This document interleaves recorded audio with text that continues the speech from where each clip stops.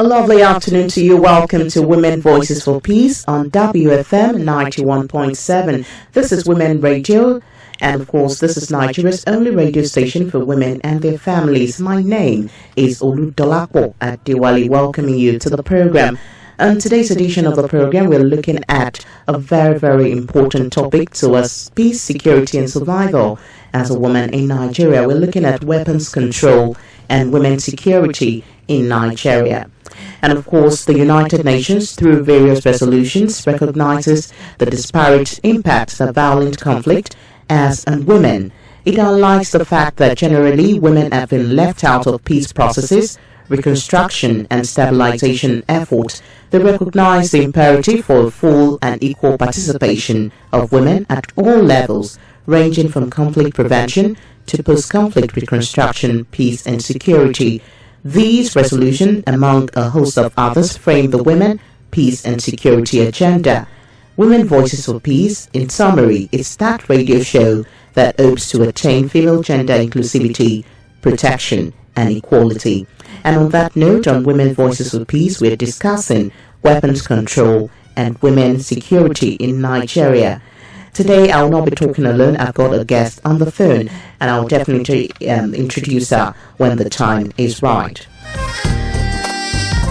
In Nigeria, trade in small arms or weapons has been on the increase since the end of the Nigerian Civil War. The trend has continued despite the illegality of the trade. Now, the proliferation has taken a serious dimension since the beginning of the current political dispensation. As a result of this, Nigeria has faced serious security challenges. There has been unfortunate events with crises like the Niger Delta crisis, the Boko Haram insurgency. We can go on with so many events like that. And these are not tales that leave a sweet taste in the mouth of people. It always leaves a bitter pill in the mouth of Nigerians. The perceived attack from the Fulani herdsmen in certain parts of the country, and that's another crisis that has erupted in recent times. And the crisis was as a result of the proliferation of these weapons. And while this strives, women continue to be misrepresented as the largest number of victims of armed violence. Diverse disarmament, violence reduction and security-related activities are marginalized, and really they receive little or no support at all. Women's security work is usually referred to in passing, and women's resistance to armed violence is lost. Because the language of vulnerability prevails, it remains possible to portray women as being exactly like children and the elderly. They are like helpless victims of prolific weapons rather than a key resource in combating such violence. And we know that women have played a huge role in making sure that security and peace reigns in the country and of course globally. So that's why today we're looking at weapons control and women's security in Nigeria. We want to look at how women have played a part, and women will still play a part in making sure that weapons are controlled and security and peace reigns in Nigeria. My guest today is the president of the West African Network in Small Arms, WANSA. I'm talking about Josephine Abba. She's the president of West African Network in Small Arms. It's nice for you to join us on the program, Women Voices of Peace. Good afternoon to you. Hello. Hello, good afternoon. Hello, good afternoon. All right, I think we'll reconnect with our guest a while later. I'm going to be speaking with the president, West African Network in Small Arms, WANSA, talking about Josephine Abba on the program. And of course, on the program today, we'll be looking at different aspects of the topic. We'll be looking at how we can control weapons, how women can actually work and ensure that security is established in Nigeria and is actually maintained. We want to look at the role of women in maintaining the security in Nigeria, or even fostering peace in different areas of Nigeria. It's no longer gainsaying that recent events in Nigeria have revealed the sordid situation in the country, and the country finds itself in a very, very dire situation right now. We know that there are numerous conflicts, both left, right, and center, and they are born out of proliferation of arms, and hence the need for weapons control And that's a key factor that we'll be looking at today, weapons control and what it really means. And we know that different research have come out to talk about that men own over 95% of firearms in the region of Southeast Europe, and they commit 97% of firearms-related incidents. Now, women, on the other hand, are significantly more likely to be victims than perpetrators of firearms-related incidents. The mere presence of guns in some homes increases the chances of a woman being killed in a domestic violence incident from 5 to 12 times. That's a really high statistic that is not just looking good. All right, my guest is back on the line talking about the President West African Network in Small Arms, Josephine Abba. Good afternoon to you. Welcome to the program. Thank you very much. All right, welcome. All right, today we'll be looking at weapons control and women's security in Nigeria. I'd like to start from even the two words, major words in that particular topic. What actually is weapons control? Yeah, when you talk about weapons control, which is referred to as armament, you're basically looking at a total package of defining it as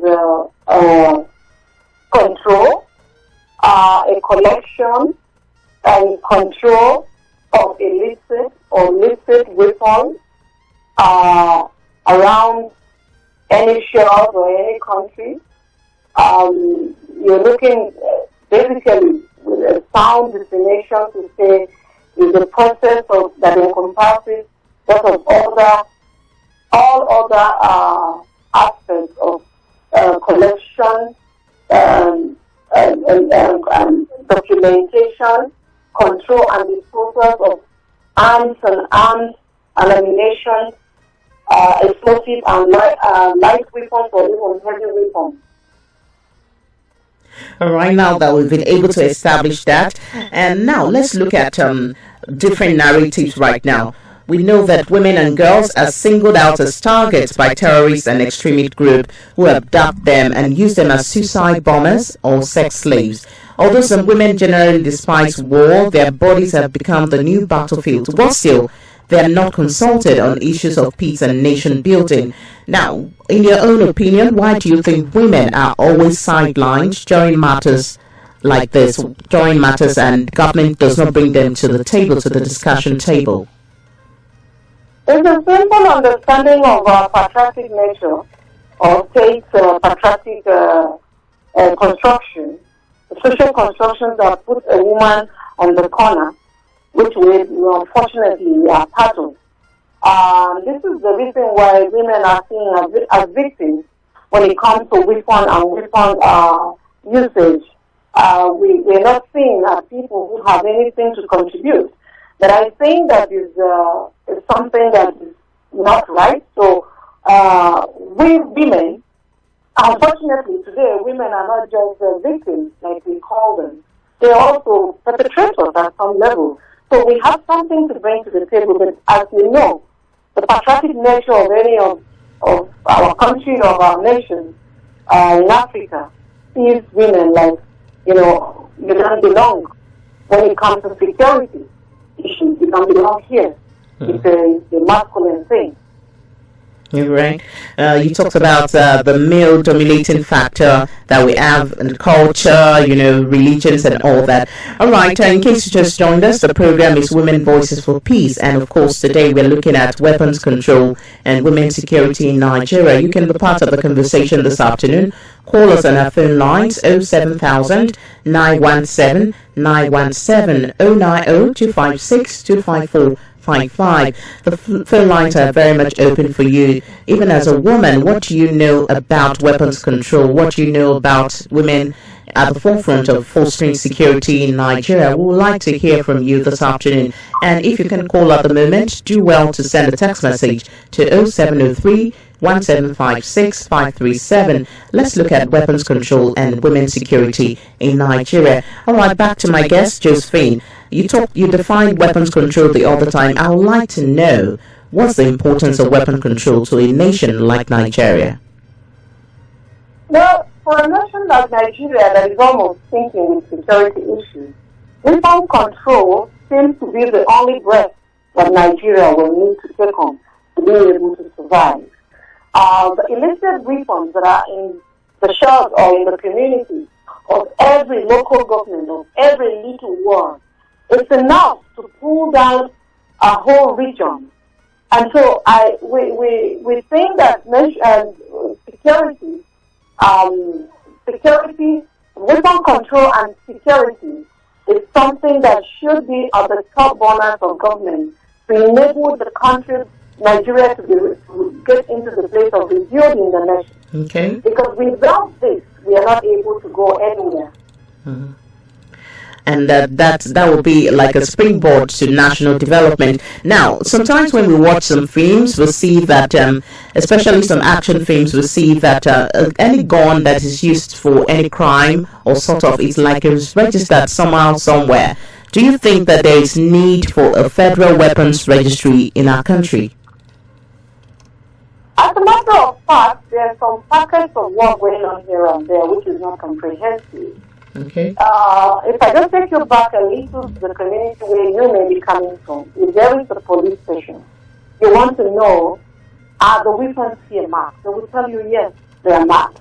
But when you find that weapon out there with someone who is not a legal user of that weapon, they will now tell you that the marking of this weapon was not correctly done. So I think that we deserve not only a national register, but we deserve a comprehensive and technical database for managing the weapons that are within Nigeria. All right. There have been cases where, armed robbers, after perpetrating the crime, the people get to ask them, where did they get this particular weapon? And they're like, they got it through some security agencies. Would you say that there was a leak? Or do you say that in the security agencies, would you say there is a mole there? Oh, well, like we have heard, it's been on national television, it's been on radio, so I'm not the one saying that it's been everywhere. It's common knowledge that because of the loose armories that we have at certain levels, there are leakages that get out of the supposed control armories to the hands of criminals, in the hands of criminals where they perpetrate violence or perpetrate robbery. And that's a big deal. All right, in case you just joined us, this is Women Voices for Peace, and today we are looking at weapons control and women's security in Nigeria. Do well to call us on 07000 917 917 090 256 25455. You can also reach me via text and WhatsApp on 0703 1756 537. And of course, we are very social. We are on Instagram, Twitter, and Facebook. The conversations is ongoing right now at Twitter, and of course things that my guest Josephine Alba are saying right now is put on Twitter. You can go to @WFM917. Do well to comment on it and retweet if you can on Twitter right now. All right, back to the conversation real quick. To the best of your knowledge, Josephine, how can weapons control measures be applied in the country? What are the steps you think we can have to ensure that weapons control is actually done in Nigeria? Well, first and foremost, we need a political will to do this. And secondly, the economic and religious communities of Nigeria should live up to their responsibility of ensuring that. And I mention religious because in this country, religious leaders, whether they say the wrong thing, nobody puts their hand up to say, hey, this is wrong. So they have to command a community where if the messages are passed correctly, we'll be able to achieve something. But let me go back to the technical part of this. We need to have a regulative body that helps to regulate the issues of arms. And this was attempted to be put in place by the international regulations. All the countries where there are signatories to certain treaties and conventions are supposed to have what you call a commission for control of arms, small arms and light weapons. Nigeria happens to have a committee. And when you don't legitimate a committee, it's loose.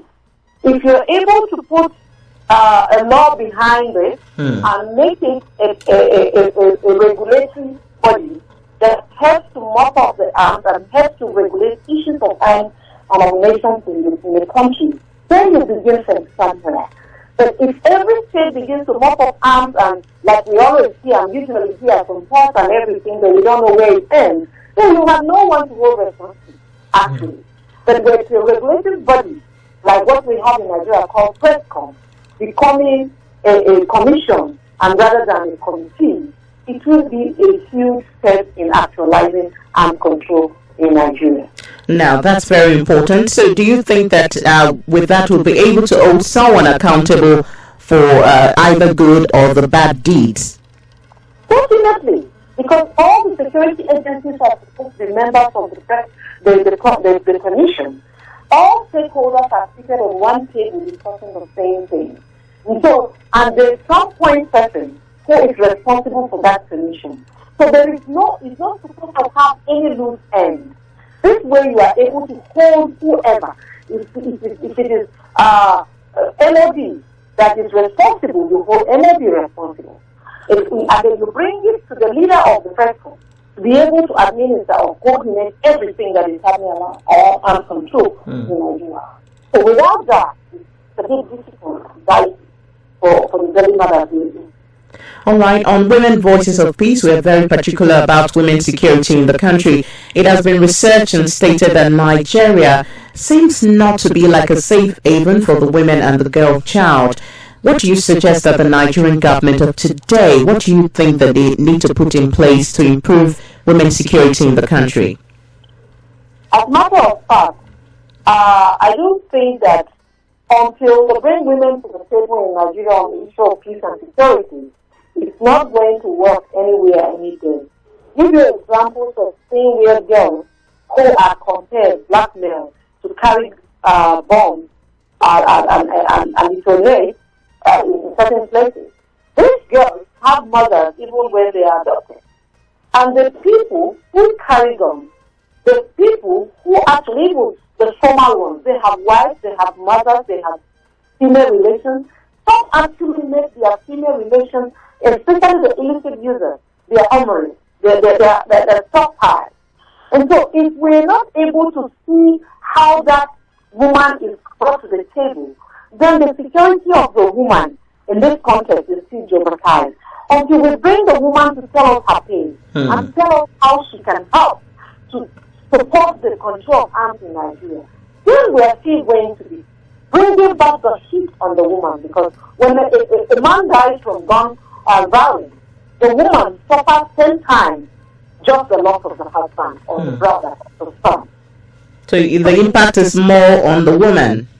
Of course, the impact is on the woman just as much as it's on the nation. The woman bears the weight, carries the weight of the nation when this happens. Carries the weight of the nation means that if a soldier dies at war today, all that will happen is a good parade, burial, that will be given. But in the end, even for this woman to get the benefits of her husband becomes a challenge, and there are several evidence out there. But she goes back to wherever she came from, with the children, no education, goes back worse than she was, because, nobody cares to hear her voice around that thing.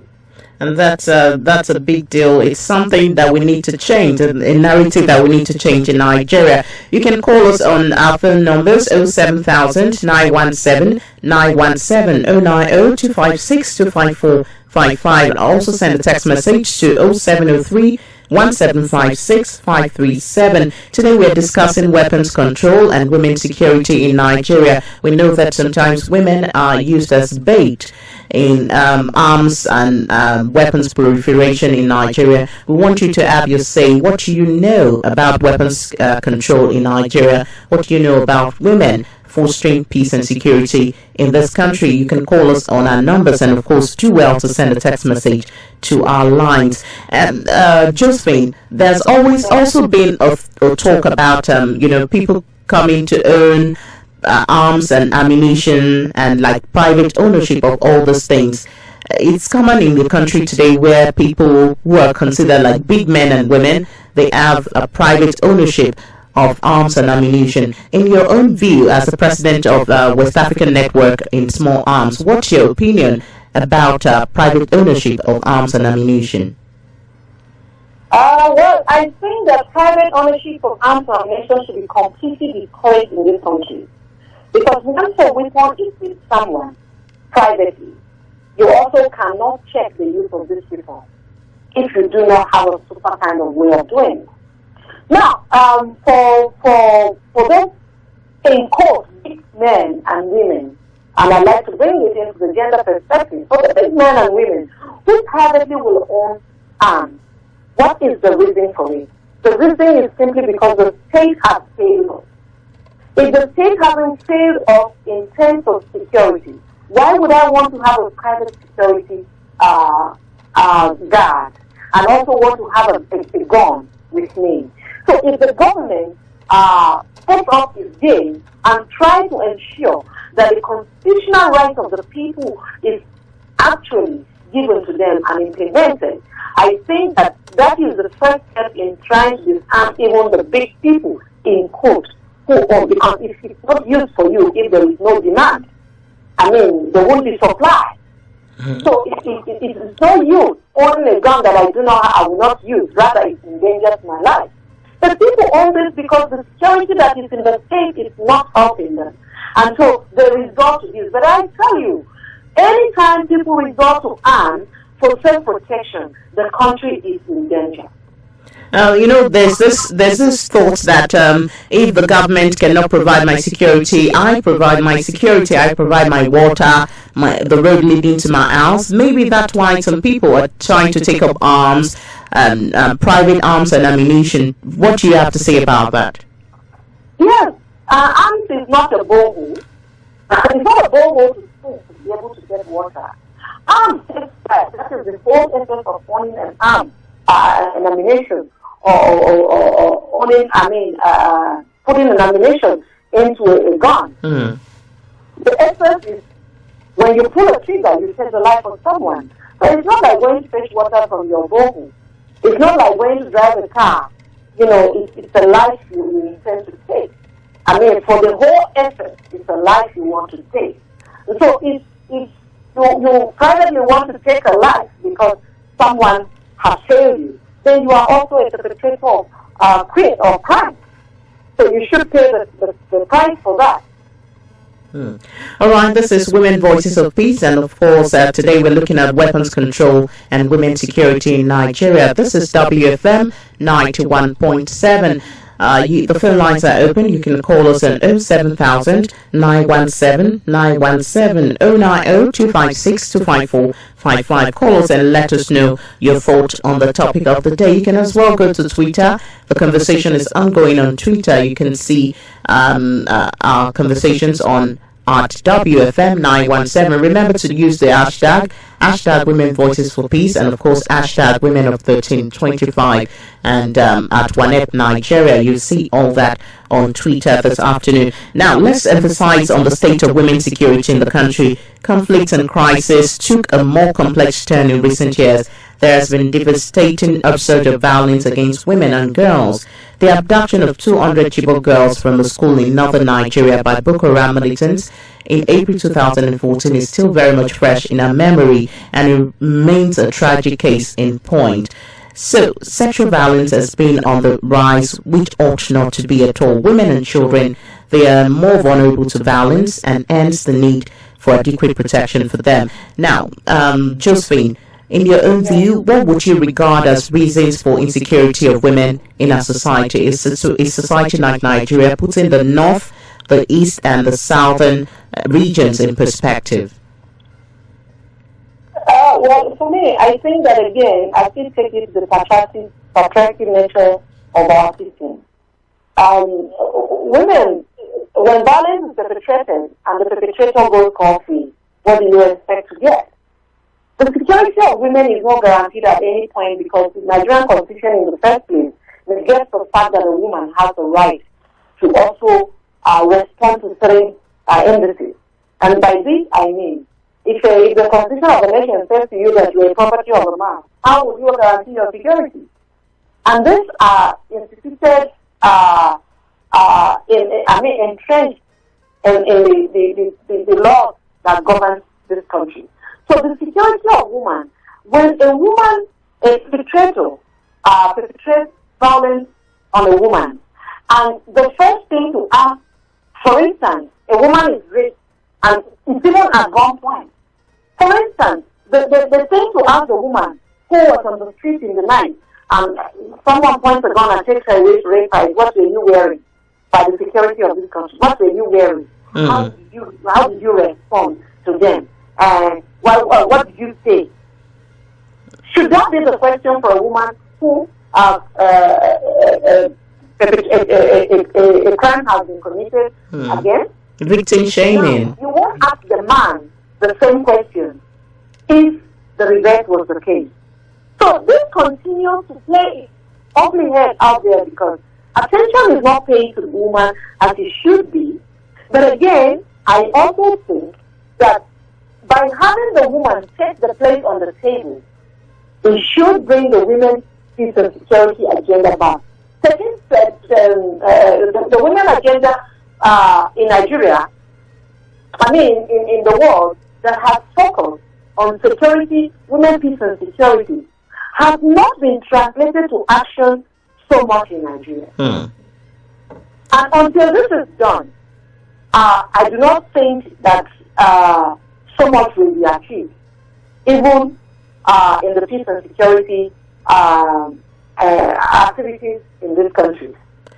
As the president of ONSA, I have been trying to respond to a few questions around when they come in the issue of control, arms control, and where is the woman in the issues of security. And I say, for the woman, she does not just cook a meal. She does not just go to the market. But she buys the condiments, the ingredients, and comes in and cooks and delivers a meal.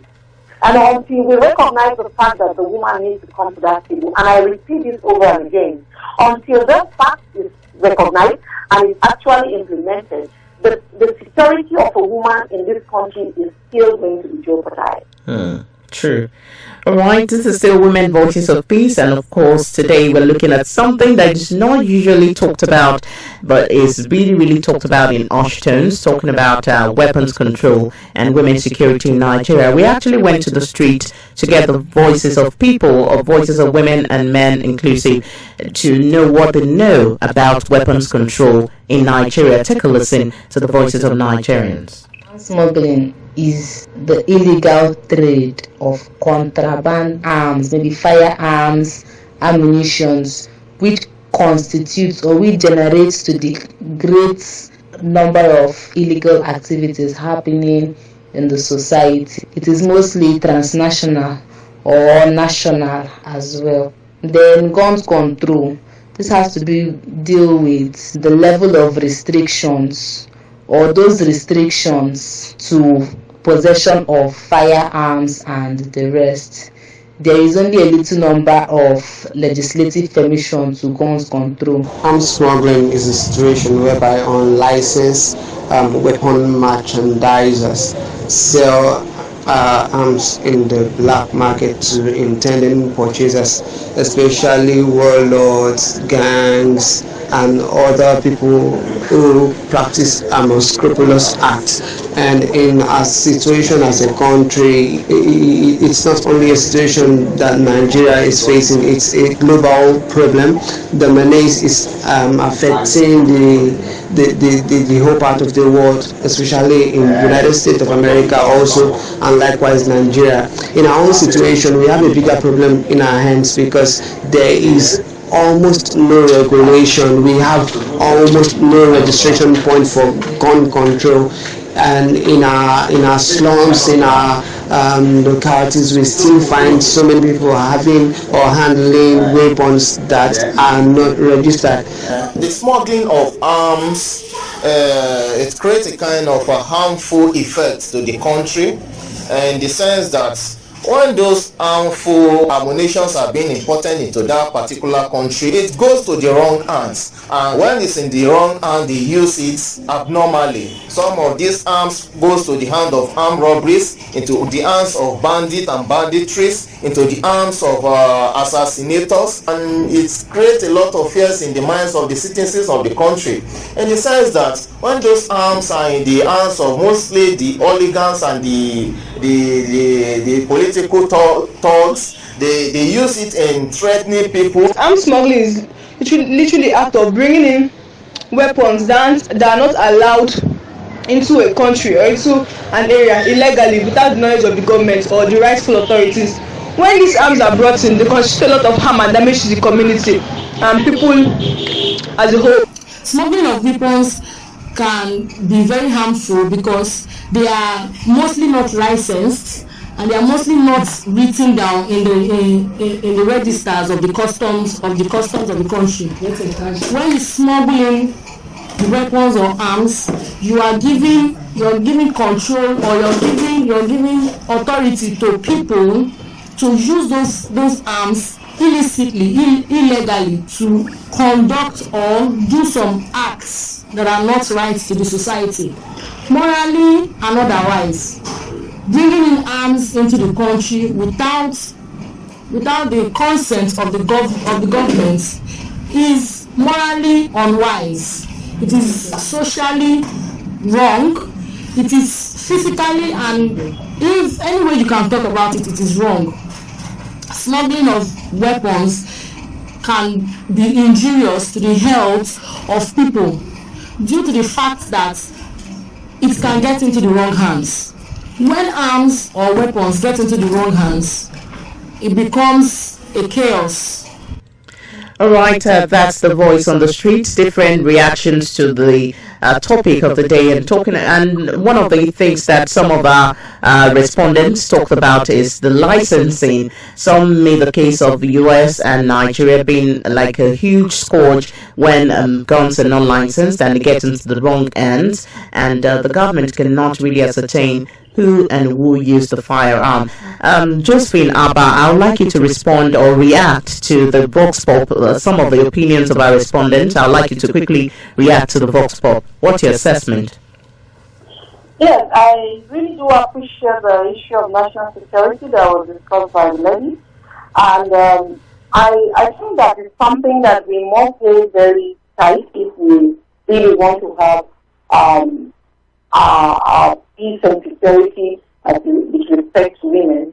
We should be able to identify those who own weapons and arms in this country.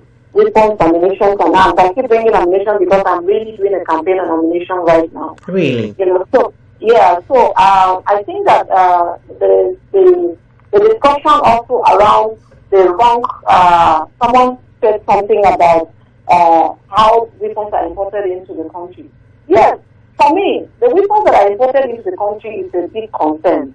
It's been there. It's been a real big concern for Nigeria. For us who are Nigerians, I don't know about the authorities. But I also think that one of the biggest challenges we have is even the locally manufactured weapons within Nigeria. Because the number of locally manufactured weapons in Nigeria that are using the same ammunition as the international, as the foreign produced arms, it's worrisome. If we pay attention only to the ones that are coming in, yes, that is important to make sure that our borders are closed, not in the closure that we are seeing today, but the manning of our borders in the technical ways that are supposed to be done, and in getting the equipment that are responsive that will help to check, because all the securities in Nigeria holding their hands together are not going to be able to man the borders of Nigeria. The borders of Nigeria that are unmanned are 50 times more than the ones that are manned. So it is something that we should pay attention to. But yet again, in country, we need to also, within our local communities, I really wanted to pay attention about our local communities, beginning from our wards to our local government, to the state, and to the nation, to the federal, to the Abuja level. Because if we do not pay attention to our work to see how we can move them, women will continue to suffer within this location. Exactly. By locally manufactured weapons. All right, now you talked about locally manufactured weapons. Are you talking about like the Dane guns that some hunters use to hunt in the forest? Are you talking about Dane guns and stuff like that? Den guns, yes, they also take lives, but if they were Den guns, if they were only Den guns out there, I don't think we have as massive of the challenge we have today. I mean, a locally manufactured AK-47. I have seen guns locally manufactured that you will find it difficult to differentiate an AK-47 that is manufactured locally within a small community. So you think there are gun factories in Nigeria as we speak right now? Sorry? So you think there are gun factories in Nigeria as we speak? There are gun factories in Nigeria, yes, officially, but the unofficial gun producers, the gunsmiths, we have gunsmiths everywhere in Nigeria. We have black points everywhere in Nigeria where you see manufacturers, gun manufacturers, and they have very good production. They are high quality arms produced by local people. So that is very, very worrisome for us as people who are doing work around arms control. Exactly. Because looking at the deforestation of arms and light weapons in Nigeria and what is the impact, you see that the impact goes down to the grassroots, to the woman who is ordinarily just supposed to go to farm, get her products and go to sell and make a living for herself and maybe for her children. The arms that are taken to their level, killing them at night when they sleep. You kill them when they're on the farm. You kill them. These women kill their husbands, leave them and the women and the children. Now they even kill children with the arms. So it's a very worrisome thing. If it's only the ones that are coming, we'll be asking questions. How much does this man have to be able to buy an AK-47? That's a big question because guns are they don't come cheap, really. They're not cheap. Guns are not cheap. All right, now you talked about rape and earlier on. I want us to look at the impact of gender-based violence, something like rape, violence in the home, and even sexual exploitation and even sexual harassment in workplaces. It's most common with women. What do you suggest now? Do you suggest that women can even be given licenses to weapon ownership? Can I be given a license to weapon ownership if I am threatened by sexual exploitation, gender-based violence and all that? I will never suggest that because the woman is very critical minded. I will never suggest that. I would rather suggest that there should be a mopping of arms from the hands of the illicit users. Because if you ask to license a woman is a very critical-minded person. If she thinks about a situation so critically, she can even take her life with a gun in her hand. But we're waiting for someone to do that, to take her life. So it is more dangerous for anyone at all, not just a woman, to own a rifle or any arms in the home. It's more dangerous because even if the criminals are coming to your home and they know you are more at risk than the man who is ordinary without any arms in possession. So you have arms in your possession. Even your community members will begin to point at you to know that if any risk happens to you, you are the one that has an arm. So perhaps you are used. Accusing fingers will be pointed at the person. Yes. That's interesting. So, I will not want. It's not left for a woman. We should advocate for removing the arms where the hurt the woman, rather than asking for any licensing for the woman. I will never advocate for that. All right, you can be part of the conversation this afternoon. Go straight to our Twitter handle and drop your comments on at WFM917, and of course use the hashtag Women Voices of Peace or hashtag Women of 1325. And of course the thoughts of Josephine Abba are being posted on Twitter right now. You can also send a text message to 0703 1756 537, and you can have your say just like the people on the street had their say earlier on. Call us at 07000 917 917 090 256 25455. And Josephine Abba, you're the president of West African Network in Small Arms. I'd like to know what this group is actually doing as regards campaigns. You know, we hear that anytime there's an election in view, there's so much proliferation of arms and ammunition, and people are just bringing in arms and ammunition through our borders. What's your organization doing as campaigns and as decisive action in ensuring that the rate of arms and ammunition in the country is actually reduced? Yeah, for us, to answer the West African Action Force, the Nigerian chapter, we have seen that as a concern, and we're actually advocating that as INEC, every time there's an election, we know that there's a huge use of arms, like you have already said. And so we're advocating that INEC should actually give on their checking, on their monitoring or observation checking, should have the issue of arms, the check of how much arms have been used and the violence that have come perpetrated with arms. And actually, if there are deaths from arms, it should also be captured. This way, we'll be able to understand how much arms come into Nigeria and what where they're used and how they're used and what is the impact of the usage of those arms. And we did something at the last election, the 2018 general election that has just passed. Okay. We were able to print posters and have a poster campaign around 16 countries in Nigeria and several wards in those countries. We were able to say, look, ballots that not bullets. Can we go to the ballot without bullets? And we took the campaign door to door, marketplace to marketplace. We went from we went to INEC, we went to most stakeholders that were participating in the elections for 2018. We thought that, 2019, I'm sorry. We thought that went a long way to, help conscientize, because we had testimony.